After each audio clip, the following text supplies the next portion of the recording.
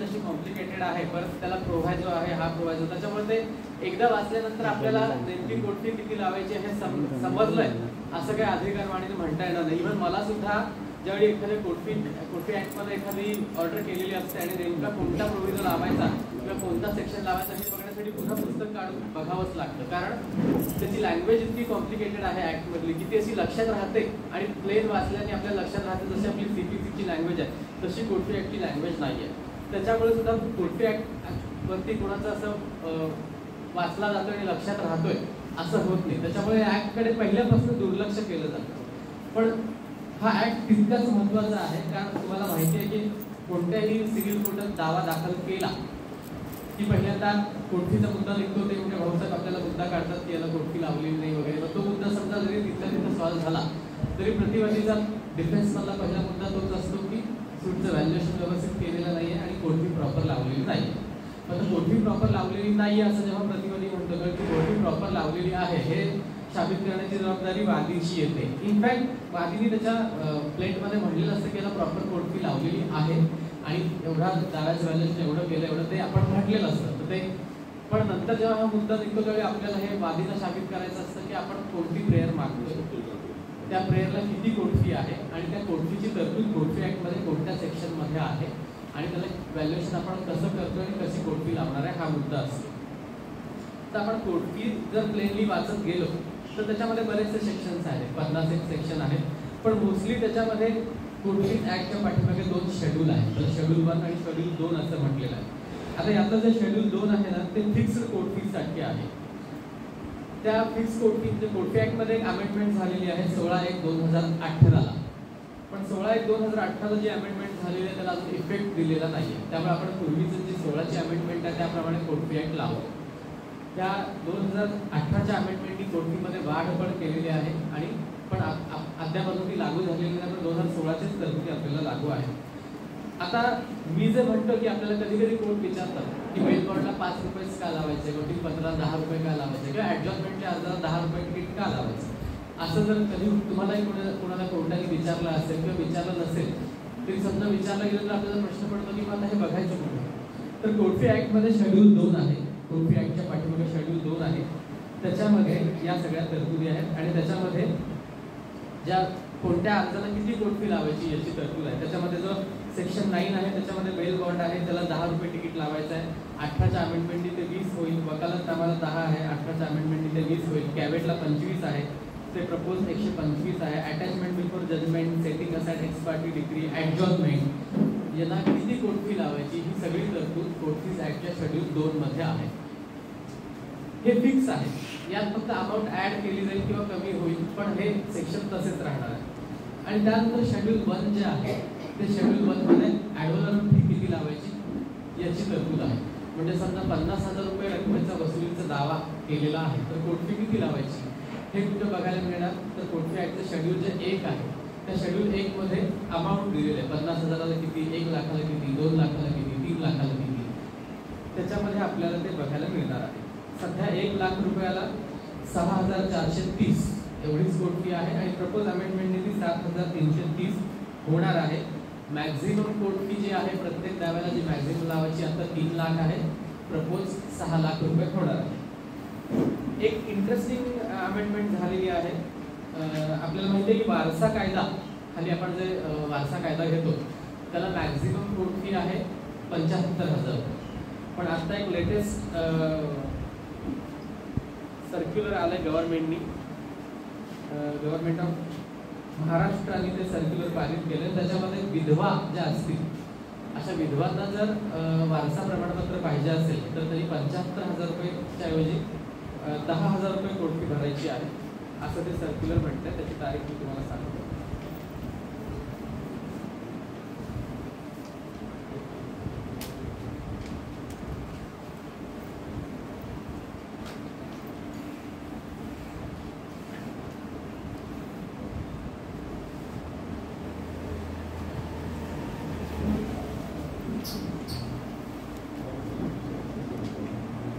9 August 2024चं Maharashtra शासनाचं हे परिपत्रक अधिसूचना आहे की या अधिसूचनेमध्ये म्हटलं की विधवांसाठी मग ते त्याला वारसा प्रमाणपत्राला प्रोबेट म्हणजे बिल असो किंवा बिल नसो, प्रोबेट असो किंवा नसो, पण जी मॅक्झिमम 75,000 रुपयाची जी कोर्ट फी आहे त्याच्याऐवजी फक्त 10,000 रुपये कोर्ट फी लावता येईल, हे असं हे परिपत्रक म्हणतं.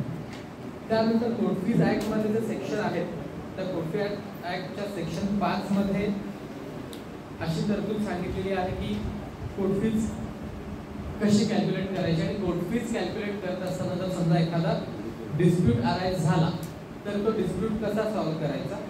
आणि त्याच्यात असं म्हटलंय सेक्शन 14 मध्ये की कोर्ट फी ॲक्ट संदर्भात जर काही निर्णय द्यायची वेळ असेल किंवा एखादा वादाचा मुद्दा आला तर ज्या कोर्टासमोर ते मॅटर आहे त्या कोर्टाने ते ठरवायचं की कोर्ट फी किती लावायची आहे आणि प्रॉपर व्हॅल्युएशन केलं किंवा नाही केलं, दुसरं कोणी त्याच्यामध्ये त्याच्यात हे करू शकत नाही.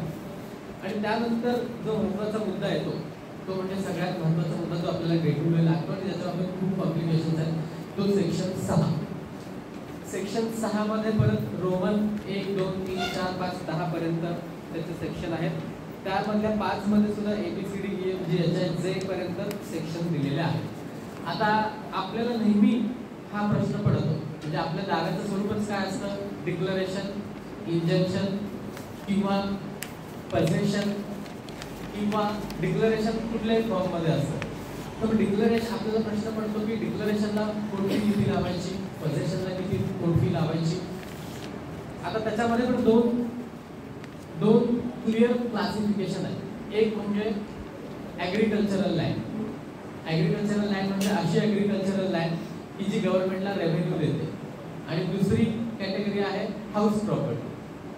आपल्याला सूट व्हॅल्युएशन ॲक्टमध्ये महाराष्ट्र सूट व्हॅल्युएशन रूल्स आहेत, त्या रूल्समध्ये असं म्हटलेलं आहे, आणि इव्हन कोर्ट फीज ॲक्टच्या सेक्शन 6चा रोमन 5 पजेशन त्याच्यामध्ये पण असं म्हटलेलं आहे की जर एखादी लँडेड प्रॉपर्टी आहे, ॲग्रिकल्चरल लँड आहे जी गव्हर्नमेंटला रेव्हेन्यू पेड करते, अशा संदर्भात जर कोणताही रिलीफ मागायचा असेल, म्हणजे डिक्लरेशन मागायचं आहे, पजेशन मागायचं आहे, अशा जमिनीमध्ये वाटणी मागायची आहे, तर त्याच्या मार्केट व्हॅल्यूवरती व्हॅल्युएशन करून चालणार नाही.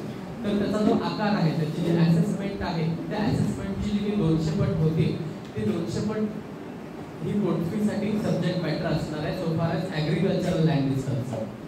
आणि वाटणी मागायची एखाद्या घरामध्ये, हाऊस प्रॉपर्टीमध्ये किंवा गार्डनमध्ये, म्हणजे आपल्या घराला लागून जे बाग असते त्याच्यामध्ये, तर त्याचं ते मात्र त्याचं व्हॅल्युएशन मार्केट व्हॅल्यूवरती केलं पाहिजे, आणि मार्केट व्हॅल्यूवरती कोर्ट फी भरणं आवश्यक आहे. म्हणजे उदाहरणार्थ एखाद्या भावाला दुसऱ्या भावाविरुद्ध वाटणीचा दावा करायचा, आणि वाटणीच्या दाव्यामध्ये तो पहिल्यांदा वाटणी मागतोय ती आहे ॲग्रिकल्चरल लँड, शेत जमीन, आणि दुसरी प्रॉपर्टी आहे घर प्रॉपर्टी, हाऊस प्रॉपर्टी. म्हणजे एक मोठं घर आहे त्याच्यामध्ये त्याला 1/2 हिस्सा मागायचा, आणि त्यांचं घरचं मोठं शेत आहे त्याच्यामध्ये त्याला 1/2 हिस्सा मागायचा, आणि त्याचा वाटणीचा दावा आहे. तर मग त्यांनी आता कोर्ट फीची आकारणी कशी करायची.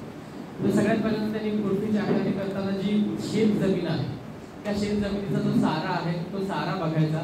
त्या साऱ्याच्या 200 पटावर 200 पट केल्यानंतर जे काही येईल त्याचा तो हाफ हिस्सा जो आहे त्याच्यावरती तो कोर्ट फी भरू शकेल. आणि घराची जी काही मार्केट व्हॅल्यू आहे on the date of filing of the suit, दावा दाखल केला त्या दिवशी घराची जी काही मार्केट व्हॅल्यू आहे ती मार्केट व्हॅल्यू जी काही 3 लाख, 4 लाख, 5 लाख, त्याचा हाफ शेअर म्हणजे 2.5 लाख त्याच्यावरती तरी कोर्ट फी भरणं आवश्यक आहे. म्हणजे ती प्रॉपर कोर्ट फी झाली. म्हणजे 2 मुख्य कॅटेगरीज, एक म्हणजे ॲग्रिकल्चरल लँड आणि दुसरं म्हणजे हाऊस प्रॉपर्टी आणि गार्डन, जे कायद्यामध्ये दिलेले आहेत.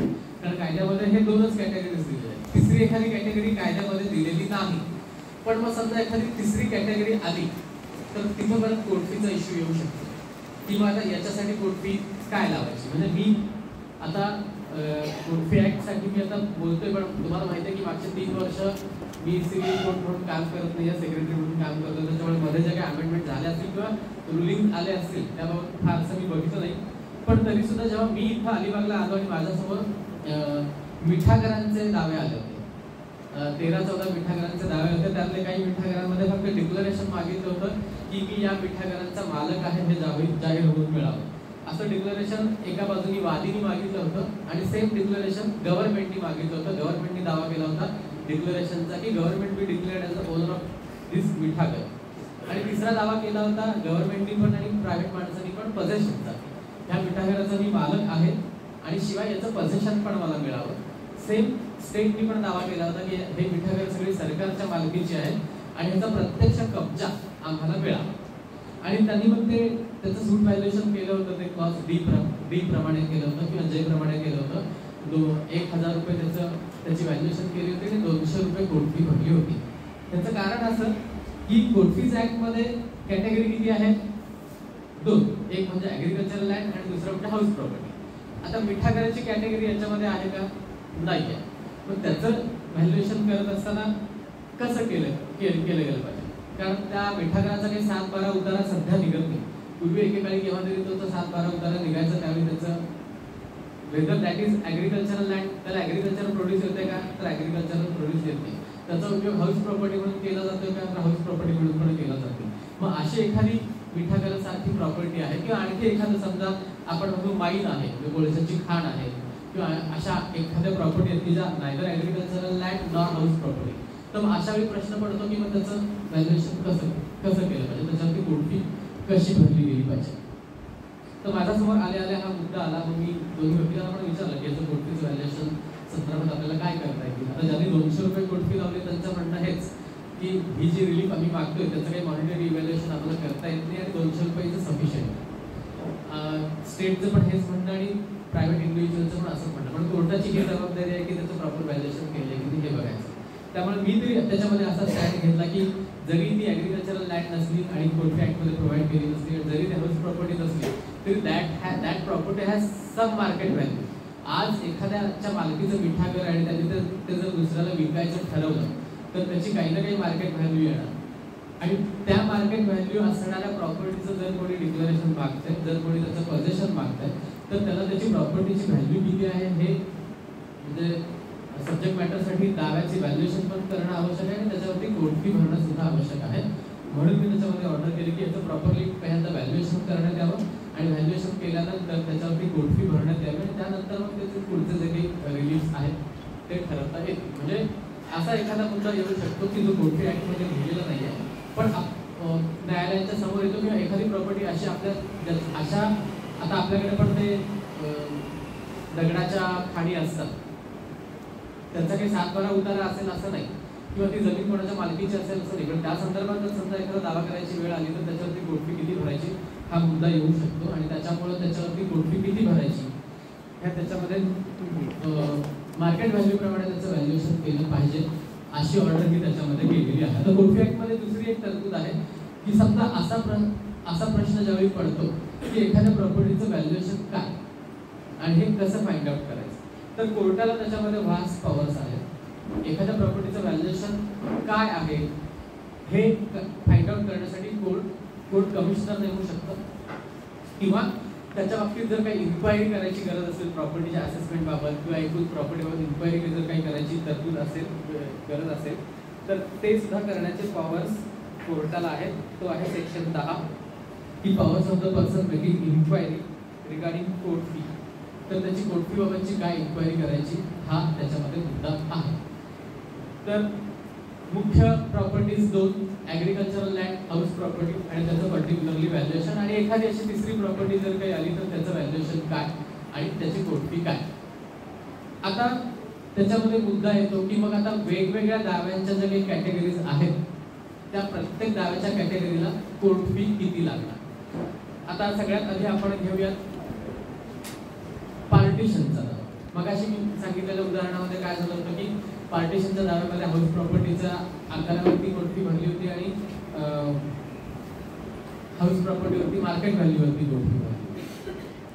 आता ह्याच्यातच एक इंटर रिलेटेड मुद्दा आहे की समजा जॉईंट फॅमिली प्रॉपर्टी असते, एका भावाच्या नावाने असते, तो भाऊ ती सगळी प्रॉपर्टी विकतो आणि विकल्यानंतर दुसरा भाऊ पार्टिशनचा दावा करतो आणि म्हणतो की तो जो सेल झाला तो माझ्यावरती बंधनकारक नाही आहे किंवा तो सेल मला मान्य नाही आहे आणि मला फक्त वाटणी द्यावी. म्हणजे हा मुद्दा शंका ज्या आहेत त्याच्यामध्ये पण विचारला की एखादं सेलडीड सेट असाइड करून मागायचं असेल तर किती कोर्ट फी भरायची किंवा सेलडीड माझं बंधनकारक नाही असं म्हणायचं असेल तर कोर्ट फी किती भरायची. तर त्याची जी प्रोव्हिजन आहे सेक्शन 6 मध्ये ती आहे सेक्शन 6 .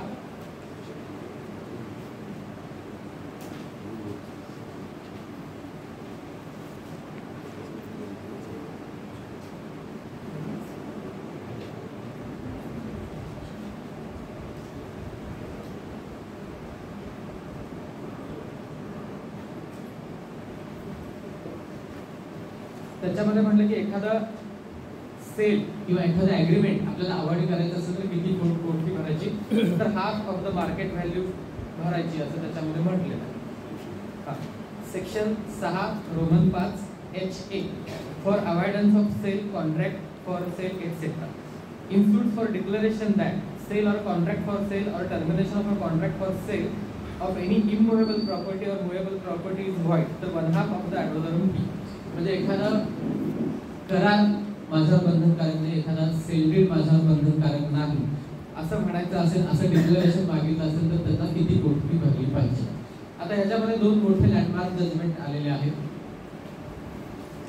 एक आपल्या मुंबई हायकोर्टाचा औरंगाबाद बेंचचा आहे.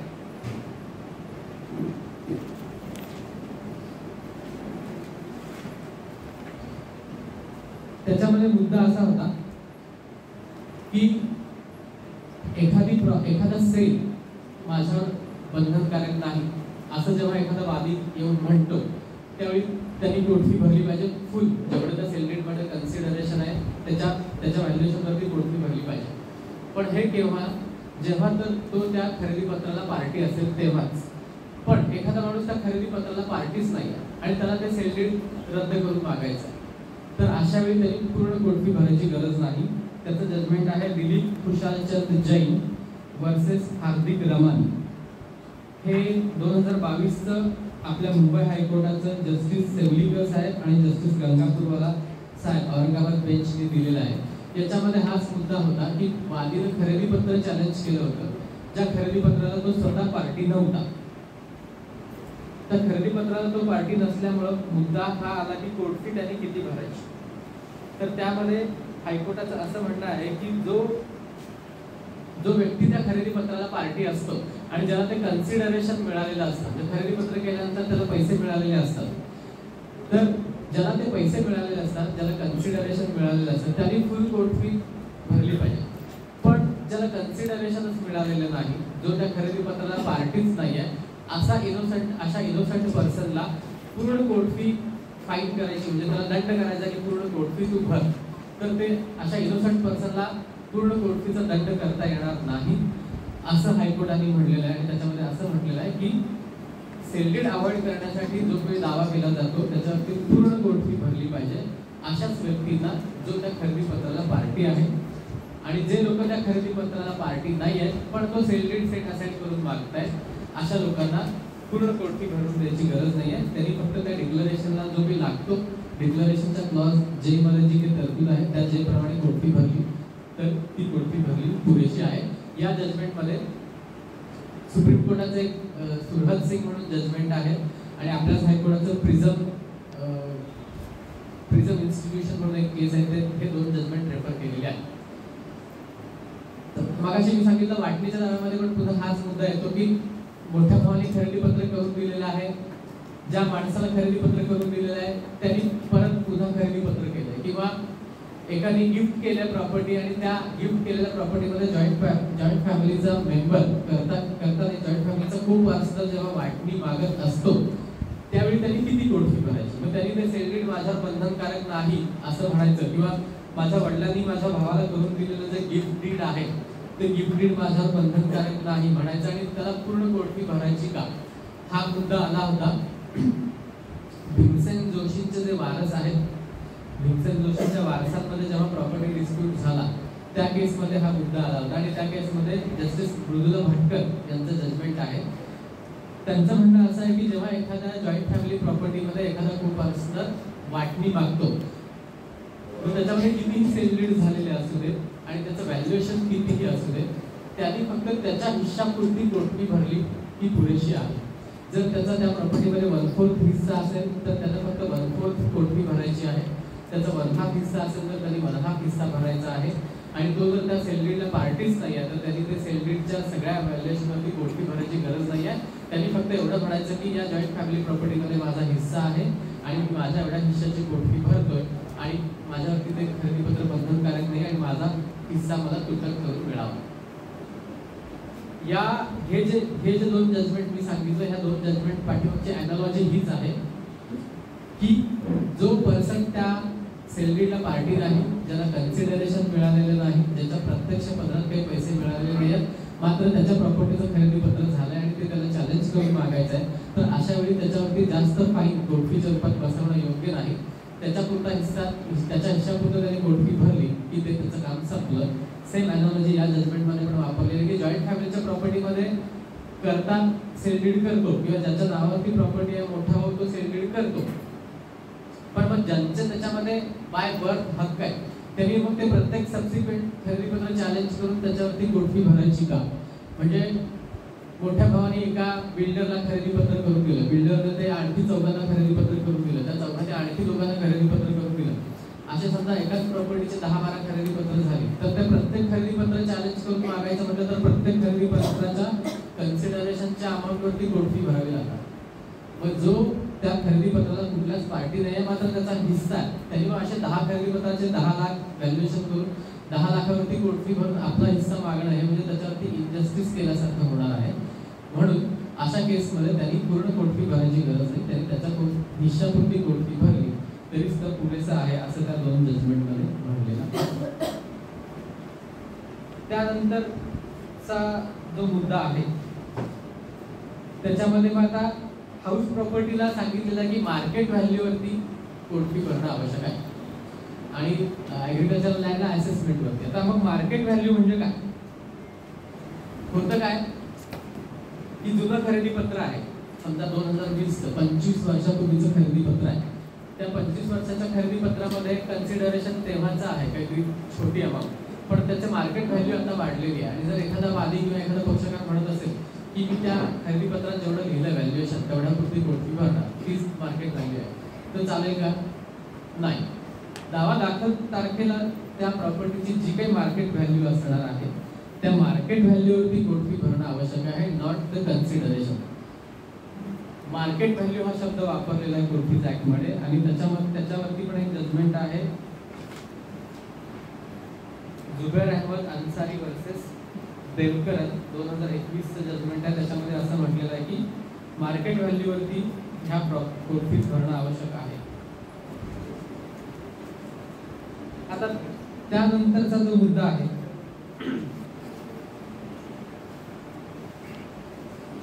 तो म्हणजे मग डिक्लरेशनच्या दाव्याला किती कोर्ट फी भरायची. आता डिक्लरेशन हे आपण वेगवेगळ्या फॉर्ममध्ये मागत असतो, त्यामुळे कोर्ट फी ऍक्टमध्ये डिक्लरेशनसाठी सेक्शन 6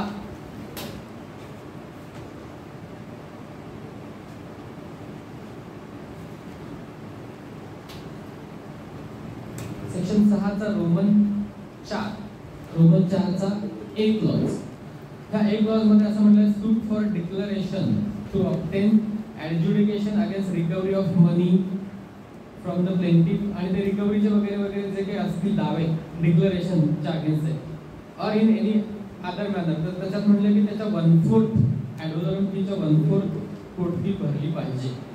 म्हणजे एखादं असं डिक्लरेशन आहे की वादीला प्रतिवादीकडून एवढ्या रक्कम रुपये येणं आहे हे जाहीर होऊन मिळावं, असं डिक्लरेशन असेल तर जी काही रक्कम आहे त्याच्या 1/4 रकमेपुरती कोर्ट फी भरणं आवश्यक आहे. डिक्लरेशनसाठी पहिल्यांदा क्लॉज हा आहे 6 रोमन 4(a), त्यानंतर आहे 6 रोमन 4(d). 6 रोमन 4(d) मध्ये जे डिक्लरेशन सांगितलेलं आहे ते सगळं डिक्लरेशन इमूव्हेबल प्रॉपर्टीच्या संदर्भात आहे.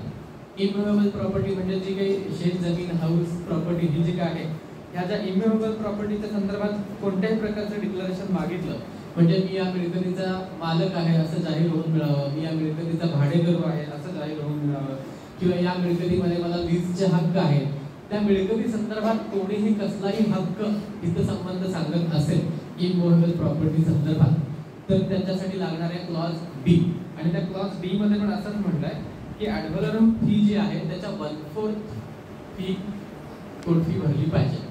मग समजा पुन्हा ह्याच्यात हे डिक्लरेशन हाऊस प्रॉपर्टी संदर्भात असेल तर मग त्याचं व्हॅल्युएशन कसं करायचं, तर त्याचं व्हॅल्युएशन पुन्हा त्याच्या मार्केट व्हॅल्यूवरतीच करायचं. आणि हे डिक्लरेशन जर समजा एखादा ॲग्रिकल्चरल लँड बाबत असेल तर त्याचं व्हॅल्युएशन पुन्हा असेसमेंट प्रमाणेच करायचं.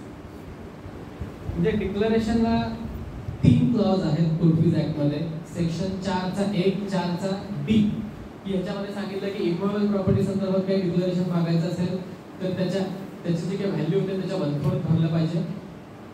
रिकव्हरीसाठी सुद्धा 1/4च भरलं पाहिजे. आणि क्लॉज जे आहे म्हणजे 6चा रोमन 5चा जे हा रेसिड्युअरी क्लॉज आहे. त्याच्यामध्ये जे डिक्लेरेशन त्या कायद्यामध्ये प्रोव्हाइड केलेलं नाही असं सगळे जे बाकीचे डिक्लेरेशन्स आहेत ते डिक्लेरेशन या जे क्लॉज खाली मागता येतात आणि त्याच्यामध्ये फक्त 1000 रुपये कोर्ट फी भरायची आहे. आणि याच्यामध्ये वर्डिंग मध्ये असं म्हटलंय की subject matter in dispute which is not susceptible in monetary valuation असे डिक्लेरेशन की ज्याचं पैशात मोजमाप करता येत नाही. मग असे डिक्लेरेशन कोणते असतील की ज्याचं पैशात मोजमाप करता येत नाही. समजा एखाद्या वादीने दावा केलाय की एक्स ही माझी बायको नाही असं जाहीर होऊन मिळालं तर मग याच्यामध्ये पैशाचं व्हॅल्युएशन करता येईल का? नाही करता येणार. त्यामुळं अशा प्रकारचं डिक्लेरेशन की ही माझी बायको नाही आहे, हा माझा मुलगा नाही आहे, यांनी माझं नाव वापरू नये, अशा प्रकारचे जे डिक्लेरेशन्स येतात की ते सगळे डिक्लेरेशन फॉर अदर डिक्लेरेशन्स मध्ये येतात की ज्याच्यामध्ये मॉनिटरी इव्हॅल्युएशन काहीच येत नाही की याची पैशात किंमत करता येत नाही. म्हणून ह्याचं 1000 व्हॅल्युएशन केलं जातं आणि 1000च्या व्हॅल्युएशन वरती कोर्ट फी भरली जाते. म्हणजे डिक्लेरेशनचे या कायद्यात सोडून उरलेले जे काही सगळे दावे आहेत ते सगळ्या दाव्यांसाठी व्हॅल्युएशन 1000 रुपये होणार आणि कोर्ट फी होणार 200 रुपये. इमोवेबल प्रॉपर्टी संदर्भात जे काही डिक्लेरेशन मागितलेलं आहे तर त्याच्यामध्ये सुद्धा होणार इमोवेबल प्रॉपर्टीमध्ये परत 2 कॅटेगरी होणार. एक होणार ॲग्रिकल्चरल लँड. ॲग्रिकल्चरल लँडमध्ये असेसमेंट होणार आणि त्याच्या 1/4 कोर्ट फी भरली जाणार. हाऊस प्रॉपर्टी असेल तर त्या हाऊस प्रॉपर्टीची मार्केट व्हॅल्यू केली जाणार आणि त्याच्या 1/4 कोर्ट फी डिक्लेरेशनसाठी केली जाणार. आता फक्त डिक्लेरेशनचा दावा आहे तर कोर्ट फी किती बसणार? 1/4. पण डिक्लेरेशन सोबत पुन्हा समजा एखादी कॉन्सिक्वेन्शियल रिलीफ मागितली, डिक्लेरेशन सोबत इंजंक्शन मागितलं तर कोर्ट फी किती होणार? जी 1/4 आहे ती 1/2 होणार. डिक्लेरेशन सोबत अजून कुठलाही रिलीफ मागितला तर कोर्ट फीची अमाउंट होणार 1/2. आणि डिक्लेरेशन सोबत जर पजेशन मागितलं तर ही होणार फुल कोर्ट फी. म्हणजे पजेशनसाठी फुल कोर्ट फी हा सेक्शन 6चा जो रोमन 5 आहे त्या रोमन 5 मध्ये सांगितलं की कोणत्याही प्रॉपर्टीचं जेव्हा आपण पजेशनची मागणी करतो की या मिळकतीचा मला कब्जा मिळावा, जर जेव्हा असे कब्जाचे दावे होतात त्यावेळी जर ती घर हाऊस प्रॉपर्टी असेल तर त्या हाऊस प्रॉपर्टीचं जे काही व्हॅल्युएशन होतं 5 लाख त्या सगळ्या 5 लाखावरती कोर्ट फी भरावी लागते आणि मगच पजेशन मागितलं जातं. त्याच प्रॉपर्टीचं डिक्लेरेशन मागायचं असेल तर 1/4. डिक्लेरेशन सोबत एखादी कॉन्सिक्वेन्शियल रिलीफ मागितली असेल तर 1/2 आणि पजेशन मागितलं असेल तर फुल कोर्ट फी. हे 3 मुख्य क्रायटेरिया किंवा कॅटेगरीज आहेत so far as the court fee act is concerned. Declaration 1/2, consequential declaration 1/4, consequential relief 1/2, possession full court fee. त्यात पुन्हा ॲग्रिकल्चरल लँड असेल तर असेसमेंट, हाऊस प्रॉपर्टी असेल तर मार्केट व्हॅल्यू. मग याच्यामध्ये पुन्हा हे जे 3 मुख्य कॅटेगरी आहेत त्याच्यामध्ये तुमचं जे काही सब्जेक्ट मॅटर असतं, जी काही प्रॉपर्टी असते त्या प्रॉपर्टीचं व्हॅल्युएशन करून ज्या काही रिलीफ परत ऍड होतील त्या रिलीफ त्याच्यामध्ये ऍड होतात. इंजंक्शन ऍड होईल, पजेशन ऍड होईल, मग आणखी एखादं डिक्लेरेशन ऍड होईल. तर ह्या डिक्लेरेशन पजेशन ह्या 2 मुख्य रिलीफ. पजेशनसाठी सगळीकडे फुल कोर्ट फी आहे, डिक्लेरेशनसाठी मात्र 1/4 आहे. पण सहसा कुठलाही फक्त डिक्लेरेशनचा दावा असत नाही, त्याच्यासोबत कुठली ना कुठली कॉन्सिक्वेन्शियल रिलीफ मागितली असते. त्याच्यामुळे सरसकट 1/2 व्हॅल्युएशनचा 1/2 अशी कोर्ट फीचं व्हॅल्युएशन केलं जातं आणि पजेशनसाठी 1/2 फुल कोर्ट फीज आहे. फुल कोर्ट फी दिली असते. आता मला जे काही कागद मिळाले आणि प्रॉब्लेम्स आहेत त्याच्यामध्ये असं सांगितलं होतं की एक घेऊ आपण. त्याच्यामध्ये पहिल्यांदा हाच सांगितलं होतं की डिफरन्स बिटवीन सेक्शन 6 रोमन 4 जे अँड 6 रोमन 4 टी आता जे आणि डी मध्ये हा फरक आहे. डी मी मगाशी सांगितलं त्याप्रमाणे ते सगळं इमूव्हेबल प्रॉपर्टी संदर्भात जे दावे आहेत, डिक्लरेशनचे इमूव्हेबल प्रॉपर्टी संदर्भात जेवढे दावे आहेत ते सगळे त्या डी क्लॉज मध्ये येतात. की मी एखादा इमूव्हेबल प्रॉपर्टीचा मालक आहे, भाडेकरू आहे, लेझी आहे, टेनंट आहे, किंवा त्या संदर्भात मला कोणतेही ही एखादी प्रॉपर्टी याची आहे असं जाहीर करून मागायचं असेल तर ते सगळं डी मध्ये येतं, की ज्याच्यामध्ये 1/2 म्हणजे 1/4 आणि 1/2 कोर्टिबल लावावी लागते. आणि जे मध्ये असे रिलीफ येतात की ज्याचं मॉनिटरी इव्हॅल्युएशन करता येत नाही, ज्याची पैशात किंमत करता येत नाही, असे सगळे डिक्लरेशन त्या जे मध्ये येतात. जे मध्ये जे काही येतं त्याला फक्त 200 रुपये कोटी भरायचे, 1000 व्हॅल्युएशन करायचं आहे. आणि डी मध्ये मात्र प्रॉपर्टीचं मार्केट व्हॅल्यू किंवा असेसमेंट करायचं आणि त्याच्यावरती कोटी भरायची आहे. त्यामुळं हा मुद्दा क्लिअर आहे असं मी समजते. त्यानंतर मगाशी मी सांगितल्याप्रमाणे सेटिंग असाइड सेल किंवा रजिस्टर्ड ट्रान्झॅक्शन हा मुद्दा पण आता जजमेंटने क्लिअर केलेला आहे की खरेदी पत्राला पार्टी असेल आणि खरेदी पत्र रद्द करून मागायचं असेल तरच पूर्ण कोर्ट फी भरायची आवश्यकता आहे. खरेदी पत्राला पार्टी नाही आहे आणि खरेदी पत्र रद्द करून मागायचं आहे तर पूर्ण कोर्ट फी भरायची गरज नाही. खरेदी पत्र रद्द करून मागतो आपण, ते जे सगळे रिलीफ असतात ते कुठल्या फॉर्म मध्ये असतात? ते डिक्लेरेशनच्या फॉर्म मध्येच असतात. आपण काय म्हणतो की we declare that this sale deed is not binding on my rights. हे जे काही खरेदी पत्र झालेलं आहे ते माझ्या हक्कावरती बंधनकारक नाही असं जाहीर होऊन मिळावं. जाहीर होऊन मिळावं म्हणजे काय? डिक्लेरेशन. म्हणजे पुन्हा डिक्लेरेशनला हेच क्लॉज लागू होतात बी मधले. मग व्हॅल्युएशन काय येतं तर ते काय आपण सेल डीड करून मागतोय? खरेदी पत्र. त्यामुळे खरेदी पत्राचं जे काही मार्केट व्हॅल्यू त्याच्यात कन्सिडरेशन असेल किंवा खरेदी पत्र जेवढं असेल तेवढं ती कोर्ट फी भरावी लागते. पण समजा मग एखादं गिफ्ट डीड आहे आणि ते डिक्लेअर करून मागतो की हे गिफ्ट डीड माझ्यावर बंधनकारक नाही, तर किती कोर्ट फी भरावी लागेल?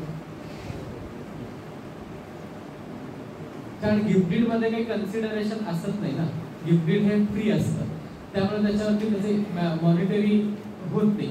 त्यात पण समजा ती जर ऍग्रिकल्चरल लँड असेल तर मग त्याच्यावरती काही कोर्ट फी भरायची पण गरज नसते. त्यामुळं सेटिंग असाइड सेल किंवा रजिस्टर्ड ट्रान्झॅक्शनचं डिक्लेरेशन मागायचं असेल तर मी सांगितल्याप्रमाणे 2 कॅटेगरी आहेत आणि त्याप्रमाणे त्याच्यावरती कोर्ट फी भरावी लागते. त्यानंतर for declaration that registered and unregulated transaction is not binding, पुन्हा हे सेमच आहे. For recovery of possession of flat and agricultural land, तर मी मगाशी सांगितलं की court fees act section 6 Roman 5 हा एक्सक्लुझिव्हली फॉर पोझेशन साठी आहे. त्याच्यामध्ये असं म्हटलंय की तुम्हाला जर कोणत्याही प्रॉपर्टीचं पोझेशन मागायचं असेल तर पोझेशनसाठी त्या पूर्ण कोर्ट फी भरणं आवश्यक आहे. त्याच्यात 2 क्लासिफिकेशन, ऍग्रिकल्चरल लँड असेल तर त्याचं व्हॅल्युएशन 200% असेसमेंटच्या, आणि हाऊस प्रॉपर्टी किंवा गार्डन असेल तर फुल मार्केट व्हॅल्यू. त्यामुळे पोझेशनसाठी पूर्ण कोर्ट फी भरणं आवश्यक आहे. त्यानंतर शंका विचारली की establishment of right of preemption. प्रियम्पशनचा दावा असेल तर त्याला किती कोर्ट फी भरणं आवश्यक आहे? आता प्रियम्पशन सुद्धा हे वन टाइप ऑफ काय आहे? डिक्लेरेशन आहे. प्रियम्पशन मध्ये काय रिलीफ असते की मला हा प्रियम्पशनचा राईट आहे हे डिक्लेअर होऊन मिळावं एक, किंवा मग त्याच्यामध्ये जर खरेदी पत्र झालं असेल तर ते खरेदी पत्र सेट असाइड करून मिळावं आणि मला प्रियम्पशनचा राईट आहे हे जाहीर होऊन मिळावं आणि I am ready to pay that much consideration to the defendant आणि मला ते खरेदी पत्र होऊन मिळावं. म्हणजे this is one sort of declaration आहे in respect of immovable property आहे. त्यामुळे याला परत तो क्लॉज डी लागणार. डी मध्ये हाऊस प्रॉपर्टी आणि ऍग्रिकल्चरल लँड अशा 2 गोष्टी येणार. त्यामुळं प्रियम्पशनच्या सूटसाठी सुद्धा डिक्लेरेशनच्या सूटसाठी जे काही क्रायटेरिया आहे तोच लागणार. आणि जर त्याच्यामध्ये पोझेशन मागितलं गेलं असेल तर पोझेशनच्या दाव्यासाठी जे काही लागणार त्या गोष्टी त्याच्यामध्ये लागणार आहे. आता त्यानंतर आपल्या सगळ्यांना माहिती आहे की गव्हर्नमेंट ऑफ महाराष्ट्राने 1994 ला एक नोटिफिकेशन काढलं आणि त्याच्यामध्ये सगळ्या महिलांना कोर्ट फी माफ केली. आणि त्याच्यामध्ये पुन्हा 2000 साली एक नव्याने नोटिफिकेशन आलं आणि त्याच्यामध्ये एक क्लॅरिफिकेशन आलं. पुढच्या नोटिफिकेशन मध्ये काय होतं की महिलांना कोर्ट फी माफ होती. कशामध्ये? कुडगी मॅटर्स आणि प्रॉपर्टी मॅटर्स आणि सगळ्या मॅटर्स. पण 2000च्या नोटिफिकेशनने काय क्लॅरिफिकेशन दिलं की प्रॉपर्टी डिस्प्यूट म्हणजे काय? तर प्रॉपर्टी डिस्प्यूट म्हणजे मॅट्रिमोनियल डिस्प्यूट असं त्याच्यामध्ये क्लॅरिफिकेशन दिलेलं आहे. आता मॅट्रिमोनियल डिस्प्यूटच्या संदर्भात जर महिलेने कोणत्याही प्रॉपर्टी संदर्भात दावा केला असेल तरच तिला कोर्ट फी माफ आहे. अदरवाईज मॅट्रिमोनियल डिस्प्यूट सोडून जर तिच्या पर्सनल कॅपॅसिटीमध्ये तिने कोणताही दावा केला असेल तर तिला कोर्ट फी माफ असेल का? असणार नाही. तर त्याच्यामध्ये पण एक लँडमार्क जजमेंट आहे. रमीला रजनीकांत किलचंद वर्सेस हर्ष किलचंद 2004चं हे जजमेंट आहे. आणि त्याच्यामध्ये असं म्हटलंय the word matrimonial matters in government notification dated 23/3/2000 marriage denotes only the dispute between the parties to the marriage and same cannot be substituted for matrimonial relationship. आता माझ्यासमोर एक दावा आला होता. मी उस्मानाबादला सिनियर डिव्हिजन होतो त्यावेळी एक दावा माझ्यासमोर केला होता डिक्लरेशनचा. एक कोऑपरेटिव्ह हाऊसिंग सोसायटी होती आणि त्या कोऑपरेटिव्ह हाऊसिंग सोसायटीमधला एक प्लॉट होता की जो प्लॉट एका मेल माणसाचा होता आणि त्याच्या आफ्टर हिज डेथ ती प्रॉपर्टी तिच्या बायकोकडे गेली आणि त्या बायकोने आता सोसायटीचे जे काही मेंबर्स आहेत त्यांच्याविरुद्ध डिक्लरेशनचा दावा केला होता की हा जो मी प्लॉट आहे ती सोसायटी आता म्हणते की हा तुझ्या मालकीचा नाही आहे तर तो प्लॉट माझ्या मालकीचा आहे असं जाहीर होऊन मिळावं. Declaration that this plot is owned by me. आणि तिनं तो फक्त डिक्लरेशनचा आणि कॉन्सिक्वेन्शियल रिलीफ म्हणून इंजंक्शन केलं होतं की हा दावा हा जो प्लॉट आहे हा माझ्या मालकीचा आहे आणि बाकीच्या सोसायटीच्या मेंबरनी मला याच्यामध्ये जाण्यापासून हलक्यात अडथळा करू नये. आणि त्यांनी हा नोटिफिकेशनचा आधार घेतला होता आणि सांगितलं होतं की I am totally exempted from paying the court fee because this property is received by me from my husband in relating to matrimonial disputes. आणि त्याच्यामुळे मला एक्झम्पशन मिळावं आणि मला कोर्ट फीमधनं एक्झम्प्ट मिळावं. कारण तो दावा रजिस्टर झाला होता, हिअरिंगला पण आला होता. हिअरिंगला आल्यानंतर मी त्याच्यावरती कोर्ट फीचा क्युरी काढली होती आणि वकिलांना सांगितलं होतं की आर्ग्यू करा आणि यांच्या बाबतीत सांगा. तर ते सिनियर वकील होते, त्यांनी इंटरेस्टिंग आर्ग्युमेंट केलं. त्यांनी सांगितलं की ही जी प्रॉपर्टी आहे ती ओरिजिनली तिच्या नवऱ्याची होती. तिच्या नवऱ्यानंतर ही प्रॉपर्टी मॅट्रिमोनियल डिस्प्यूटमुळं हिच्या नावाने आलेली आहे. She has received the property in relation to matrimonial disputes आणि त्याच्यामुळं ती त्याची ओनर झालेली आहे आणि आता त्या कॅपॅसिटीमध्ये ती डिक्लरेशन मागते. त्याच्यामुळे तिला ते सगळं कोर्ट फी एक्झाम झाली पाहिजे. पण त्याच्यामध्ये पुन्हा हाच मुद्दा आला. मी ऑर्डर केली की matrimonial dispute is a different thing and matrimonial property is a different thing. The property received by a female in respect of matrimonial dispute does not mean that property is the suit is in respect of matrimonial dispute. कारण ती तिची individual property झाली, नवऱ्याकडनं मिळाल्यानंतर आता ती त्याचा exclusive owner झाली आणि ती भांडते तिराईत माणसांच्या अगेन्स्ट डिक्लरेशन मागते. त्याच्यामुळे ह्या मॅट्रिमोनियल रिलेशनचा तिला बेनिफिट घेता येणार नाही आणि तिला त्याच्यावरती 100% कोर्ट फी भरणं आवश्यक आहे. आणि तसंच ते जजमेंट आहे मी जे आत्ता सांगितलं रमीला वर्सेस रजनीकांत, त्याच्यामध्ये पण असंच सांगितलंय. त्याच्या पुढे जाऊन एक जजमेंट आहे प्रभाकर नरखेडे म्हणून, प्रभाकर नरखेडे वर्सेस विजया 2008चं जजमेंट आहे. त्या जजमेंटमध्ये असं सांगितलंय की the dispute between woman and her son, the woman is claiming the exclusive ownership of the property. म्हणजे नवरा मयत झाल्यानंतर आई आणि मुलांमध्ये वाद आहे आणि ती आई म्हणते की ह्या सगळ्या प्रॉपर्टीची मी एक्सक्लुझिव्ह मालक आहे, माझी मुलं ह्या प्रॉपर्टीची मालक नाही आहेत आणि मी एकटी या प्रॉपर्टीची मालक आहे असं जाहीर होऊन मिळावं. आणि त्या केसमध्ये तिने सांगितलं होतं की मला फुल एक्झम्प्ट आहे कोर्ट फी, कारण मी वुमन आहे आणि त्या 2000च्या नोटिफिकेशन प्रमाणे हा प्रॉपर्टी डिस्प्यूट आहे जो मॅट्रिमोनियल डिस्प्यूट खाली येतो. पण हायकोर्ट असं म्हणतंय की हे एक्सक्लुझिव्ह ओनरशिप ती क्लेम करते, त्याच्यामुळे हा मॅट्रिमोनियल डिस्प्यूट येणार नाही आहे आणि त्याच्यामुळे ती she is not entitled to get benefit of that circular. Same अजून एक दुसरी केस आहे शहजा बेगम वर्सेस मोहम्मद शरीफ 2007ची केस आहे. याच्यामध्ये पण हायकोर्टाने तेच म्हटलेलं आहे की daughter claiming heirship in the property of father is not exempted in view of this circular. म्हणजे हे जे 2000चं जे सर्क्युलर आहे त्याच्यामध्ये मॅट्रिमोनियल डिस्प्यूट हा शब्द ऍड केला गेलेला आहे. तो तो फक्त जिथं मॅट्रिमोनियल रिलेशन येतं आणि त्या मॅट्रिमोनियल रिलेशनमधून जर एखादा दावा जसं की पोटगी किंवा नवऱ्याच्या प्रॉपर्टीमध्ये काही वाटणीचा दावा असेल मॅरेज रिलेशन संदर्भात तरच कोर्टफी एक्झम्प्ट आहे. अदरवाईज एखाद्या लेडी कंपनी डायरेक्टरला वसुलीचा दावा करायचा असेल in the capacity of director और प्रोप्रायटर और पार्टनर म्हणून ती त्याच्यामध्ये एक्झम्पशन मागू शकणार नाही. Even a daughter cannot claim exemption, even a mother cannot claim exemption against her son or father respectively.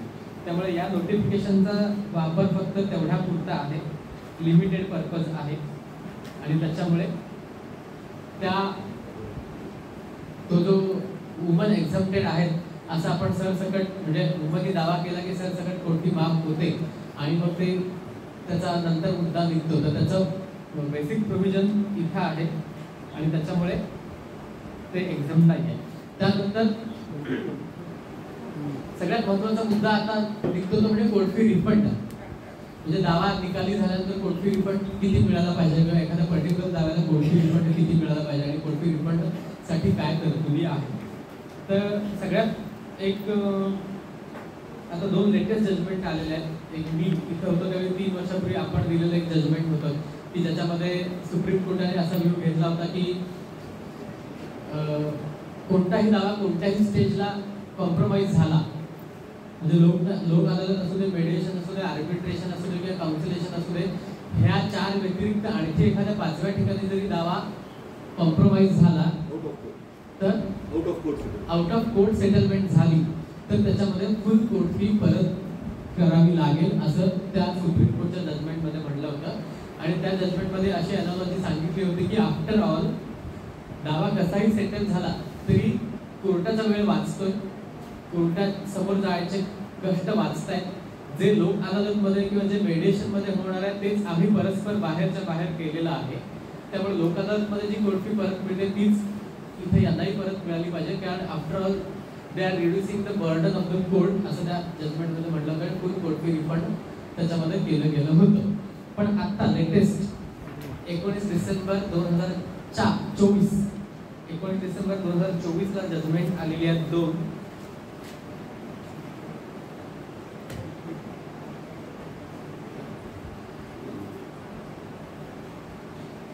एक होतं पंजाब आणि हरियाणा हायकोर्टाचं जजमेंट होतं जे सुप्रीम कोर्टासमोर चॅलेंज झालं.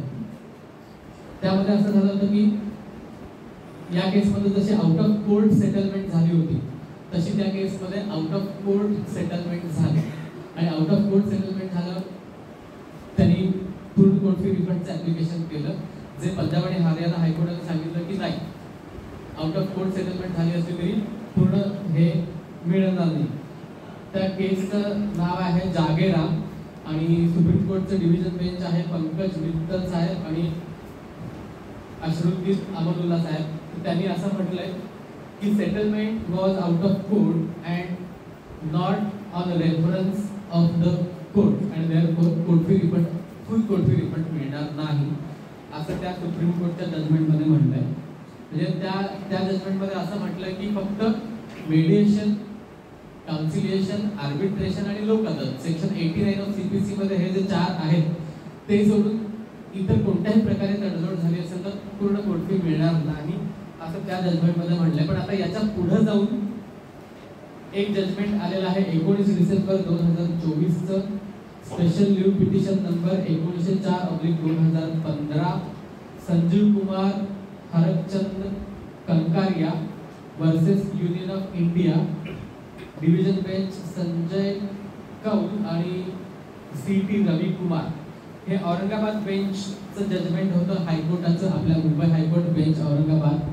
याच्यामध्ये पण मॅटर स्पेसिफिक परफॉर्मन्सचा सूट होता. स्पेसिफिक परफॉर्मन्सचा दावा दाखल झाला. दाखल झाल्यानंतर सिनियर डिव्हिजन कोर्टासमोर त्यांनी मेडिएशनला पाठवलं.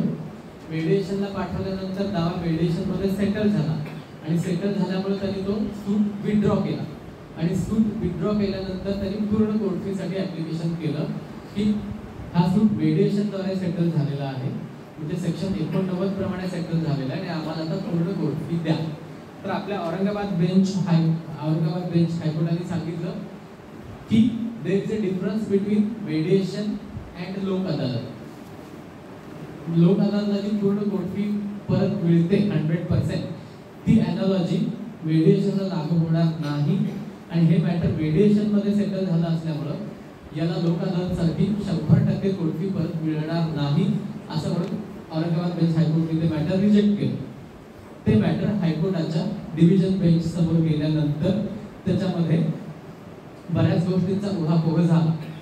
आता कोर्ट फी आपण जो बोलतो तो महाराष्ट्र कोर्ट फीज ऍक्ट 1959 बाबत आता आपण जी सगळी केलेली चर्चा, तसंच सेंट्रलचा एक कोर्ट फी ऍक्ट आहे आणि सेंट्रलच्या कोर्ट फी ऍक्ट मध्ये एक तरतूद आहे की त्यांनी असं म्हटलंय की सीपीसीचा सेक्शन 89 प्रमाणे जर अल्टरनेटिव्ह डिस्प्यूट रिझोल्युशनचा मोडचा आधार घेतला आणि कोणतंही मॅटर मेडिएशन, लोक अदालत, काउन्सिलेशन आणि आर्बिट्रेशन मध्ये सेटल झालं तर कोर्ट फी पूर्ण परत मिळाली पाहिजे. ह्याची पॅरलल प्रोव्हिजन त्यांनी legal services authority act section 20(1) मध्ये म्हटलंय की त्याच्यामध्ये असं म्हटलंय की लोक अदालतमध्ये जे काही मॅटर्स डिस्प्यूट होतात, लोक अदालतचा अवॉर्ड हे सिव्हिल कोर्टाचा अवॉर्ड आहे आणि लोक अदालतमध्ये सेटल झालेल्या सगळ्या मॅटर्समध्ये 100% कोर्ट फी परत मिळाली पाहिजे अशी तरतूद लीगल सर्व्हिसेस अथॉरिटी ऍक्ट मध्ये आहे.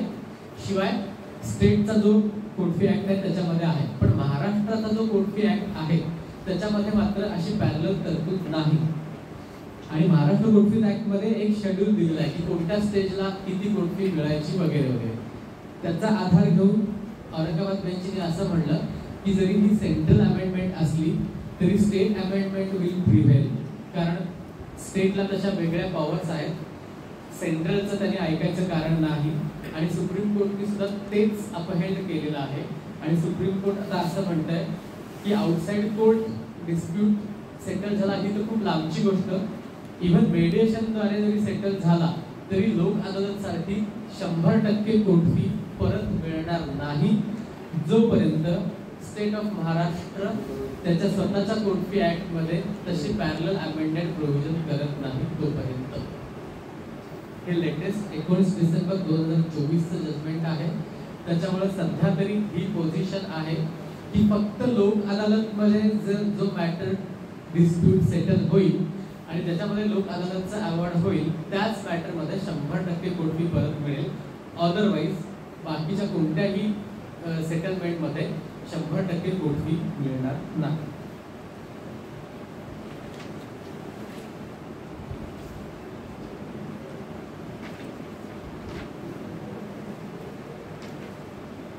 तर कोर्ट फी ऍक्ट मध्ये आता मी ज्या सांगितल्या ह्या ज्या declaration, injunction, possession, refund of court fee वगैरे ह्या तरतुदी तर आहेतच. त्यात पुन्हा असं आहे की कधी कधी जी रिलीफ मागितलेली असते, समजा डिक्लेरेशनची रिलीफ मागायची किंवा पोझेशन मागायचं, पण होतं काय कधी कधी की प्लीडिंग मध्ये ते डायरेक्ट प्लीडिंग केलं जात नाही की मला पोझेशन मिळायचं आहे किंवा डिक्लेरेशन मागायचं आहे असं डायरेक्ट प्लीडिंग केलं जात नाही आणि मग तो दावा, तो जो रेसिड्युअरी क्लॉज आहे जे त्याच्यामध्ये आणण्याचा प्रयत्न केला जातो की ह्याचं कोणत्याही प्रकारे मॉनिटरी इव्हॅल्युएशन होत नाही आणि त्याच्यामुळे फक्त 200 रुपये कोर्ट फी भरावी लागते आणि माझं हे डिक्लेरेशन किंवा हा जो ड्राफ्ट केलाय सूटचा तो पडतो सेक्शन जे मध्ये आणि त्याच्यामुळे कुठल्याही प्रकारची अदरवाईज कोर्ट फी भरावी लागणार नाही. तर त्याच्यामध्ये सुप्रीम कोर्ट असं म्हणतं की समजा स्मार्ट प्लीडिंग जरी केलं असलं किंवा दाव्यामध्ये प्लीडिंग कसंही केलं असलं तरी शेवटी कोर्टाने त्याच्या रूटमध्ये जायचं आहे आणि रूटमध्ये जाऊन हे बघायचं आहे की प्रेयर काय आहे, रिलीफ काय मागितलेली आहे. जी रिलीफ मागितलेली आहे त्या रिलीफला धरूनच कोर्ट फी भरावी लागेल. प्लीडिंगमध्ये समजा कितीही स्मार्टली काही केलं असलं आणि जे रिलीफ मागायची आहे मुख्य ती न मागता अवॉइड जरी केली असेल तरी कोर्टाने ती रिलीफ कन्सिडर करायची आहे आणि कोर्टाने ती रिलीफ कन्सिडर करूनच त्याचं प्रॉपर व्हॅल्युएशन केलं की नाही हे बघायचं आहे आणि त्याच्याच वरती कोर्ट फी देणं आवश्यक आहे. त्याच्यामुळं कोर्ट फी ऍक्ट मध्ये जे सरकारचं असं म्हणणं आहे की कोर्ट फी ऍक्ट झालाय कशाला तर रेव्हेन्यू गोळा करायला, त्यामुळे त्याच्यामध्ये फार सुटका आहे आपल्याला असं नाही. जे आपण मागणार आहे ते स्ट्रेटली मागितलं तर आपल्याला कोर्ट फी भरायला लागते. समजा आपण लपून छपून मागितलं तरी शेवटी त्याच्यामध्ये एक तर डिफेंडंटचे वकील सुरुवातीलाच ऑब्जेक्शन घेतात, मग त्याच्यामध्ये 7-11चे अर्ज येतात, नसेल तर तो 7-11चा अर्ज डिसाईड करताना पुन्हा कोर्ट फी या सगळ्या गोष्टी बघाव्याच लागतात तसं नाही झालं, अगदी डिपेंडेंटली ऑब्जेक्शन नाही घेतलं तरी कोर्ट त्याच्यामध्ये क्युरी काढतातच की कोर्टची व्हॅल्युएशन प्रॉपरली झालं नाही आणि मग ते प्रॉपरली व्हॅल्युएशन करा आणि मग पुन्हा त्या सगळ्या गोष्टी त्याच्यामध्ये बघाव्या लागतात आणि मग प्रॉपरली त्याचं व्हॅल्युएशन आपल्याला करावं लागतं आणि प्रॉपरली व्हॅल्युएशन केलं नाही तर आपल्याला माहिती आहे की 7/11 प्रमाणे मग क्लेम रिजेक्ट केला जातो आणि तो अवॉइड करण्यासाठी मग आपल्याला प्रॉपर व्हॅल्युएशन करावं लागतं. तर कोर्ट फी ॲक्ट मध्ये ह्या ज्या आता सांगितलेल्या तरतुदी आपण जर पुन्हा एकदा वाचून बघितल्या तर मग आपल्याला जसं जसं आपण जास्त वाचू किंवा आपल्यासमोर मॅटर्स येतील तसं तसं आपल्याला लक्षात येईल की याला एवढी कोर्ट फी भरायची आहे, याला एवढी कोर्ट फी भरायची आहे, याला एवढी कोर्ट फी भरायची आहे. आणि त्याच्यामध्ये पुन्हा एक अशी तरतूद पण आहे की समजा आता कोर्ट फीची ऑर्डर केली आहे कोर्टाने तर ती लगेचच भरली पाहिजे असं नाही. We can seek time from the court की मला एक कन्सिडरेबल पिरियड द्या, माझ्याकडे आता पैसे नाही आहेत आणि मी त्यानंतर कोर्ट फी भरतो, तर तो कोर्ट टाइम देऊ शकता आपल्याला आणि त्या दिलेल्या एक्सटेंडेड टाईममध्ये कोर्ट फी भरणं आवश्यक असतं. किंवा समजा काही वेळा कोर्ट फी अवेलेबल नाही आहे, ट्रेझरीमध्ये कोर्ट फी अवेलेबल नाही, तर अशा ठिकाणी सुद्धा टाइम एक्सटेंड होतो आणि एक्सटेंडेड टाईममध्ये कोर्ट फी भरता येऊ शकते. तर आज आपल्याला टाइम कन्स्टेंट आहे, 4 वाजलेले आहेत, 1 तासात मी मला जेवढं माहिती आहे तेवढं सगळं सांगण्याचा प्रयत्न केलेला आहे. मी जे सगळं सांगितलेलं आहे ते जे आता या कायद्यामध्ये आहे किंवा लेटेस्ट जे काही हे माझ्या वाचनात आलंय तोपर्यंत आहे. कारण आता बघितलं म्हणजे 19 डिसेंबर 2024चं ते जजमेंट आहे, आज आपण फेब्रुवारीच्या 2 तारखेला आहोत. याच्यात मी होईल किंवा आधीमध्ये एखादं जजमेंट पण आलेलं असू शकतं कारण कोर्ट फीज ॲक्टवरती बरेचसे जजमेंट येतात, रिव्हर्स होतात. स्टेट गव्हर्नमेंटला काही अधिकार दिलेले आहेत, त्या स्टेट गव्हर्नमेंटच्या अधिकाराने काही नोटिफिकेशन्स निघत असतात. पण एक कोर्ट फीज ॲक्ट बाबतचा जो जनरल ठोक ताळा आहे जो आपण पूर्वीपासून वापरतो, declaration, injunction, possession, specific performance, recovery of the amount. जिथं रिकव्हरी ऑफ द अमाऊंट असेल तिथं फार डोकं लावायची गरज नसते. आपण जेवढे पैसे मागतोय त्याच्यावरती कोर्ट फी भरली की प्रश्न संपला. फक्त प्रश्न येतो की आपण डिक्लरेशन कोणत्या फॉर्ममध्ये मागतोय आणि त्याचं व्हॅल्युएशन कसं करायचं, आपण पजेशन कशाचं मागतोय आणि त्याचं व्हॅल्युएशन कसं करायचं. एन्क्रोचमेंटमध्ये प्रेयर काय असते की शेत जमीन आहे माझी आणि माझ्या शेत जमिनीवरती आपण तो नकाशा असतो 10 गुंठे अतिक्रमण केलेला आहे, हे अतिक्रमण काढून मला कब्जा मिळावा. म्हणजे अल्टिमेटली तो दावा कशाचा असतो, एन्क्रोचमेंटचा, पजेशनचा असतो. त्यामुळे एन्क्रोचमेंटच्या दाव्याला ॲनॉलॉजी सगळी लागू होणार ती पजेशनची, प्रिएम्पशनच्या दाव्याला ॲनॉलॉजी लागू होणार ती डिक्लरेशनची. कारण शेवटी आपण मागतोय काय, आपण त्याला प्रिएम्पशन म्हणू, एन्क्रोचमेंट म्हणू, काही म्हणू, पण फायनली आपण मागत असतो एक तर डिक्लरेशन, इंजंक्शन किंवा ताबा, पजेशन. फार ह्यापेक्षा वेगळं असं काही असेल फक्त त्याचा फॉर्म बदलतो, पण फॉर्म बदलला की कोर्ट फी मधल्या तरतुदी पण बदलतात. मग कधी कधी सेक्शन डी लागतो, कधी सेक्शन जे लागतो आणि HA सेक्शन म्हणजे प्रामुख्यानं HA या सेक्शन खाली आपल्या रिलीफ असतात, पण आपण त्याला D किंवा J कडे आणण्याचा प्रयत्न करत असतो. पण शेवटी त्याच्या कोर्ट फीचं जे व्हॅल्युएशन होतं ते प्रॉपरली कॅल्क्युलेशन करूनच आपल्याला कोर्ट फी भरावी लागते. कोर्ट फी ॲक्ट हा तसा असं फार इंटरेस्टिंग नाही आहे की वाचला आणि त्याच्यात आवड निर्माण झाली आणि मग रोज वाचतं. ते कधी एकदा वाचतं आणि ते केव्हा एकदा प्रोविजन काढतो आणि हाता वेगळं करतं असं होतं आम्हाला. कारण कधीच तो इंटरेस्टिंगली वाचला जात नाही. म्हणजे जशा हिंदू मॅरेज ॲक्टच्या तरतुदी इंटरेस्टिंग आहेत आणि सारख्या वाचल्या जातात आणि लक्षात राहतात, तसा कोर्ट फीज ॲक्टच्या तरतुदी अजिबात इंटरेस्टिंग नाही. त्या एकमेकात कॉम्प्लिकेटेड, हा त्याच्यावरती डिपेंड, तो त्याच्यावरती डिपेंड. मग काही ठिकाणी असं म्हटलं की हे जर मागायचं असेल तर ते व्ही प्रमाणे मागा, मग तिथलं सोडायचं आणि पुन्हा त्या व्ही म्हणजे 5 मध्ये जायचं आणि ते वाचत बसायचं असं होतं. त्याच्यामुळे याच्याकडे आपलं जास्त दुर्लक्ष होतं, वाचलं जात नाही. पण कोणताही दावा दाखल करण्याआधी आपण स्वतः जर त्याचं असेसमेंट केलं आणि आपण ठरवलं आणि त्या दाव्यामध्येच लिहिलं की माझा रिलीफ मी डिक्लरेशनसाठी मागतोय आणि for the purpose of court fee आणि सब्जेक्ट मॅटर मी याचं व्हॅल्युएशन सेक्शन 6(4)(d)(j)(i) जे काही केलंय ते केलंय असं तिथंच लिहिलं तर नंतर आपल्याला परत केव्हाही त्याच्यावरती आर्ग्युमेंट करायची वेळ आली तर आपल्याला हे लक्षात येईल की आपण काय केलंय आणि आपल्याला काय करायचं. पण आपण मोघम लिहिलं की नियमाप्रमाणे कोर्ट फी भरलेली आहे, अधिकार क्षेत्रासाठी हेच अधिकार क्षेत्र आहे आणि करा, म्हणजे नंतर मग पुन्हा ते सगळं आपल्याला करत बसावं लागतं. सुरुवातीलाच आपण जर ते क्लिअर केलं तर आपल्याला परत फार त्याचे कष्ट घ्यावे लागत नाही. किंवा आपण डिफेन्सच्या बाजूने असतो तर दावा आपण आधीचा ज्यावेळी पहिल्यांदा आपल्यासमोर आला की पहिल्यांदा हाच मुद्दा बघायचा, की यांनी पहिल्यांदा प्रॉपर कोर्ट फी लावली की नाही लावली, व्हॅल्युएशन कसं केलेलं आहे. चुकलं असेल तर लगेच 7-11चा अर्ज किंवा पहिलाच डिफेन्स काय रेज करायचं की प्रॉपर व्हॅल्युएशन केलेलं नाही, कोर्ट फी भरलेली नाही, या एका कारणास्तव दावा डिस्मिस नामंजूर होण्यास पात्र आहे. पण त्याच्यासाठी मग आपल्याला ते करावं लागेल की हा दावा कशाखाली मोडतो, काय करायला पाहिजे होतं आणि काय केलंय आणि कसं चुकलं. त्यासाठी एकदा म्हणून आपल्याला कोर्ट फीच्या तरतुदी माहिती पाहिजे. किंवा आणखी ज्युनियर लोकांना माझं असं सांगणं आहे की आपल्याला सिनियर सांगतात की पटकन त्या कोर्टात ॲडव्हर्टमेंटचा अर्ज देऊन घ्या, आपण तो 10 रुपयाचं तिकीट लावतो आणि अर्ज देतो. आल्यावर मात्र नक्की बघा की 10 रुपयाचं तिकीट लावायचं ह्याची तरतूद कुठे आहे, वकीलपत्राला 10 रुपये लावायची ह्याची तरतूद कुठे आहे, क्रिमिनलमध्ये प्रॅक्टिस करण्यासाठी जामिनाचा अर्ज देताना किंवा बेल बॉन्डवर तिथे 10 रुपये आणि 5 रुपयाचं तिकीट लावायचं आहे त्याची तरतूद कुठे आहे, हे आपण एकदा बघून घेतलं की मग नंतर आपल्याला परत एकदा बघितलं की परत कधीच बघायची गरज नाही. नंतर कुणी काही शंका विचारली तर आपल्याला सांगता येईल की हे अशा तरतूद आहे.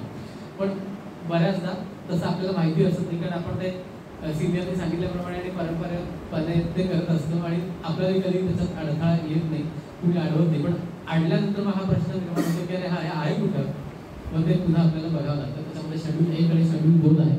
तर दोन्ही शेड्यूलमध्ये आपण बघितलं तर फिक्स कोर्ट फीज आहेत, नुसत्या याच नाही बऱ्याचशा कॅटेगरीज आहेत. त्याच्यामध्ये फिक्स कोर्ट फी कुठल्या याला किती लावायच्या, रेव्हेन्यूमध्ये पण आणि सिव्हिल कोर्टात सुद्धा.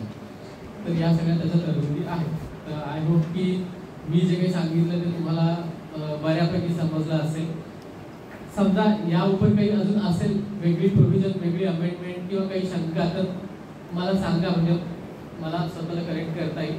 कारण माझाही प्रामाणिकपणे सांगायचं म्हटलं तर 3 वर्षापूर्वी जेव्हा एकदा ते कोर्ट फीज ॲक्ट बघितला होता, त्यानंतर आता रिसेंटली जेव्हा हे लेक्चर द्यायचं ठरलं त्यानंतर कागद बघितलाय. त्यामुळे आधेमधल्या फार काही बघण्यात आलं नाही. हे नेहमी काही ना काही तरतुदी होत असतात. तर तसं काही असेल तर नक्की सांगा. येस, मार्केट व्हॅल्यू विषयी what is the authenticated market value? पण आपल्याकडे ready reckoner is authentic market value so far as the house property is concern. कारण आपण रेडी रेकनरचाच आधार घेतो स्टॅम्प ड्युटी भरण्यासाठी आणि रेडी रेकनरचाच आधार घेतो मार्केट व्हॅल्यूसाठी. कधी कधी काय होतं की मार्केट व्हॅल्यू खूप असते, रेडी रेकनर कमी असतं. रेडी रेकनरला कंपल्सरी जेवढे पैसे भरायचे तेवढे पैसे, आता समजा एखादा बंगला विकत घ्यायचा त्याची मार्केट व्हॅल्यू 1 करोड रुपये असते आणि रेडी रेकनरची किंमत असते 50,000. मग ते ट्रान्झॅक्शन 50,000मध्ये होते, 50,000 रुपये दिले जातात, 50,000 व्हाईट दिले जातात, स्टॅम्प ड्युटी 50,000वरती भरली जाते.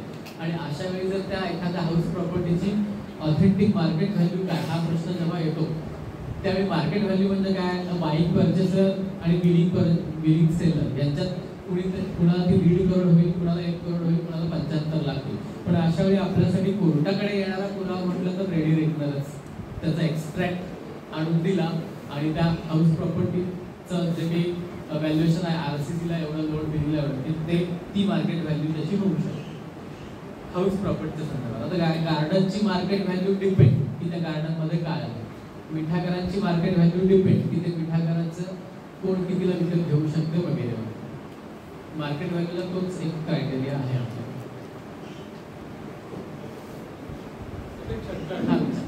जे आता आपण म्हटलंय की 9 ऑगस्ट 2024ला जो GR आला तो सर्वांना लागू आहे का प्रोबेट आणि फक्त ॲडमिनिस्ट्रेटिव्ह लेटर? वारसा सर्टिफिकेट साठी अप्लाय करणाऱ्या विडोजना फक्त लागू आहे. म्हणजे प्रोबेट आणि ॲडमिनिस्ट्रेटिव्ह लेटर असू दे, प्रोबेट असो किंवा नसो. समजा आता मला सांगतो, एखाद्या विधवा स्त्रीला समजा नवऱ्याने विल केलंय आणि तिला वारसा प्रमाणपत्र पाहिजे. वारसा प्रमाणपत्रासाठी तिने अर्ज केला आणि त्याच्यात डिस्प्यूट निघाला की हे बिल शामिल केल्याशिवाय ते तिला देता येत नाही. ते बिल जरी त्याच्यामध्ये असलं ना तरी सुद्धा तिने कोर्ट फी 10,000 रुपये. आता माझं उगले साहेब कोर्टाकडे चालू आहे. साहेबांनी म्हटलं मला बिल काढली ते ओनली वर फक्त प्रोबेट, ॲडमिनिस्ट्रेटिव्ह लेटर, बिल आणि प्रोबेट यासाठीच आहे, क्लेम यासाठी नाही असं साहेबांची क्युरी आहे. ते फक्त प्रोबेटसाठी आहे. हां, आणि ॲडमिनिस्ट्रेटिव्ह लेटर असं साहेबांचं म्हणणं. हो ना, की ते क्लेम नाही की सर्वांनाच वारस दाखला म्हणजे व्हिडिओसाठी त्यासाठी लागू नाही असं साहेबांचं म्हणणं. ते जे सर्क्युलर आहे ना त्याच्यामध्ये प्रत्येक वर्डिंगमध्ये तुम्ही लेटर्स ऑफ ॲडमिनिस्ट्रेशन, प्रोबेट वगैरे वगैरे हे नंतरची वर्ड आहे. पहिला सगळ्यात आधी मी वाचून दाखवतो त्याच मताला मला सगळ्यात आधी शब्द वारसा प्रमाणपत्र हाच आहे आणि त्याच्यानंतर मग हे बाकीचे तर तुम्हाला ते आर्ग्यू करायला लागेल. म्हणाल होती मी 15 सांगतो. आर्ग्यू करावं लागेल आणि सांगावं लागेल की त्या सर्क्युलरचा हेतू काय, कशासाठी. त्याच्या काय आहे की कोळफी ऍक्ट मधली एखादी तरतूद जेव्हा आपल्याला कन्व्हिन्स करून सांगायची ना, तर त्याच्या बॅकवर जाऊन त्याची तरतूद काय आहे, हे कशासाठी केलं आणि याचा हेतू काय. आता 1994 ची महिलांसाठी जी अमेंडमेंट केली की महिलांना कोणते एक्झाम मिळावे, त्याचा हेतू काय. त्याचा हेतू हा आहे का की कमवणाऱ्या महिला ज्या डायरेक्टर आहेत त्यांना पण एक्झाम व्हावी नाही, ज्यांना आपण म्हणतो की विकर सेक्शन आहे, ज्यांना नवऱ्याविरुद्ध भांडता येत नाही, त्यांना कोळपी भरण्याची ऐपत नाही, अशांसाठी ते आहेच. आता याच्यात फक्त व्हिडिओला का घेतलं असावं, तर सेम अनालॉजी, व्हिडिओ म्हणजे विकर सेक्शन आला पुन्हा, तर हे तुम्हाला सांगावं लागेल प्रत्येक प्रोव्हिजनच्या पाठीमागे जाऊन, तेव्हा ते ठीक आहे. Thank you for question hearing. काही असेल तर मला सांगा. धन्यवाद.